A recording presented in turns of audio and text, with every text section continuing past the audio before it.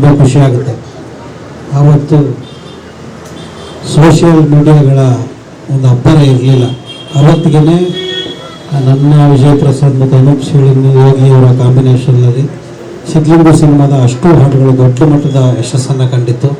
ಅದರಲ್ಲಿ ವಿಶೇಷವಾಗಿ ಎಲ್ಲೆಲ್ಲಿ ಓಡುವ ಮನಸ್ಸೆ ಹಾಡು 14 ವರ್ಷಗಳ ನಂತರ ಸಿದ್ಲಿಂಗು ಅಧ್ಯಾಯ 2 ತೆರೆಗೆ ಬರಲಿಕ್ಕೆ ಸಿದ್ಧವಾಗಿದೆ.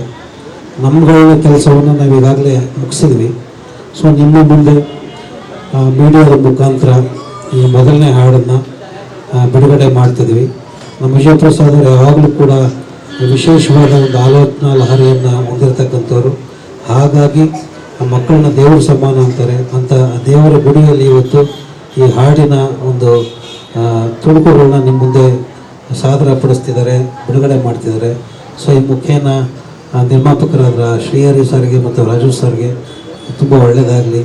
ಮತ್ತೆ ನಮ್ಮ ಸಿದ್ಲಿಂಗು ಮೊದಲ ಅಧ್ಯಾಯ ಯಾವ ರೀತಿ ಯಶಸ್ಸನ್ನು ಕಂಡಿತೋ ಅದೇ ಯಶಸ್ಸು ಕೂಡ ಈ ಸಿನಿಮಾಕ್ಕೂ ದೊರಕಲಿ ಅಂತ ನಾನು ದೇವರಲ್ಲಿ ಪ್ರಾರ್ಥನೆ ಮಾಡ್ಕೊಳ್ತೀನಿ. ಹಾಗೆ ನಮ್ಮ ಚಿತ್ರತಂಡಕ್ಕೆ ಡಿಸ್ಟ್ರಿಬ್ಯೂಟ್ರು ಜಗದೀಶ್ ಸರ್ ಅವರು ಕೈ ಜೋಡಿಸಿದ್ದಾರೆ. ಎಲ್ಲರೂ ಹೇಳಿದಾಗ ಅವ್ರ ಹತ್ರ ಕನ್ನಡ ಚಿತ್ರಕ್ಕೆ ಲಕ್ಕಿ ಹ್ಯಾಂಡ್ ಅಂತಲೇ ಹೇಳ್ಬೋದು. ಅವರ ಕಾಲ್ಗುಣದಿಂದಲೂ ಕೂಡ ಈ ಒಂದು ಸಿನಿಮಾಕ್ಕೆ ದೊಡ್ಡ ಮಟ್ಟದ ಯಶಸ್ಸು ದೊರಕಲಿ, ಇಡೀ ಚಿತ್ರತಂಡಕ್ಕೆ ಒಳ್ಳೆಯದಾಗಲಿ ಅಂತ ಕೇಳಿ ನನ್ನ ಮಾತನ್ನು ಮುಗಿಸ್ತಾ ಇದ್ದೀನಿ. Thank you sir. ವಿಶೇಷವಾಗಿ ಈ ಹಾಡನ್ನ ಬಿಡುಗಡೆ ಮಾಡಿದ್ದಕ್ಕೆ ಆ ಯೋಚನೆಗೆ ಧನ್ಯವಾದ ಸರ್. ಹಾಗೆ ಸಿದ್ಲಿಂಗು 2 ಇವತ್ತು ನಾವು ಸಿನಿಮಾ ಮಾಡ್ತಾ ಇದ್ದೀವಿ. ಅದಕ್ಕೆ ಕಾರಣ ಮೊದಲು ನೆನೆಸ್ಕೋಬೇಕಾಗಿರೋದು ಲೂಸ್ ಮದ ಯೋಗಿ ಸರ್ ಅವರ ತಂದೆ Siddaraju sir, Ambuja madam, Yogi sir, ಹಾಗೆ ಮಹೇಶ್ವರ್. ಅವತ್ತು ಸಿದ್ಲಿಂಗು 1 ಅವರು ಮಾಡಲಿಲ್ಲ ಅಂದಿದ್ರೆ ನಾವಿವತ್ತು ಸಿದ್ಲಿಂಗು 2 ಮಾಡೋಕ್ಕಾಗ್ತಾ ಇರಲಿಲ್ಲ.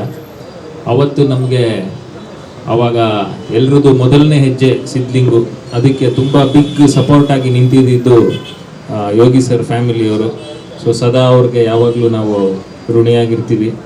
ಹಾಗೆ ಇವತ್ತು ಸಿದ್ಲಿಂಗು 2 ಆಗೋದಕ್ಕೆ ಕಾರಣ ಶ್ರೀಹರಿ ರೆಡ್ಡಿ ಹಾಗೂ ರಾಜು ಸರ್ ಇಬ್ಬರು. Thank you sir. ಹಾಗೆ ಫೆಬ್ರವರಿ 14th ರಿಲೀಸ್ ಆಗ್ತಾ ಇದೆ ಸಿನಿಮಾ, ಎಲ್ಲರೂ ನೋಡಿ. ಎಲ್ಲದಕ್ಕಿಂತ ಹೆಚ್ಚಾಗಿ ಗೆಳೆಯ ವಿಜಯ್ ಪ್ರಸಾದ್ ಗೆಲ್ಲಲೇಬೇಕಾದಂಥ ಪರಿಸ್ಥಿತಿ. ಇದರಲ್ಲಿ ಪ್ರಾಮಾಣಿಕವಾಗಿ ತುಂಬ ಶ್ರದ್ಧೆಯಿಂದ ಸಿನಿಮಾ ಮಾಡಿದ್ದಾರೆ ವಿಜಯ್ ಪ್ರಸಾದ್. ಹಾಗೆ ಯೋಗಿ ಸರ್ ಕೂಡ ಅಷ್ಟೇ, ತುಂಬ ಸಹಜವಾಗಿ. ನೀವು ಇಷ್ಟು ವರ್ಷ ಏನು ಯೋಗಿ ಸರ್ನ ನೋಡಿದ್ದೀರಾ, ನಿಜವಾಗ್ಲೂ ಕಾಮನ್ ಡೈಲಾಗ್ ಅನಿಸುತ್ತೆ, ಇದರಲ್ಲಿ ಬೇರೆ ಥರ ನೋಡ್ತೀರಾ ಅಂತ. ಇಲ್ಲ, ಖಂಡಿತವಾಗ್ಲೂ ಇವಾಗ ಏನು ಲುಕ್ಕಲ್ಲಿ ಬಂದಿದ್ದಾರೆ, ಈ ಲುಕ್ಕಲ್ಲಿ ಎಲ್ಲೂ ಯಾವ ಸಿನಿಮಾದಲ್ಲೂ ನೋಡಿಲ್ಲ ಅನಿಸುತ್ತೆ ಅವ್ರನ್ನ.